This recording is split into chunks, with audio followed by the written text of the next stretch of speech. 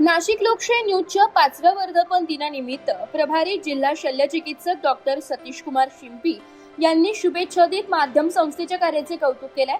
यावेळी त्यांनी सांगितले की समाजातील विविध घडामोडी, नागरिकांचे प्रश्न तसेच सामाजिक विषय प्रभावीपणे मांडण्याचे काम नाशिक लोकशाही न्यूज सातत्याने करीत आहे।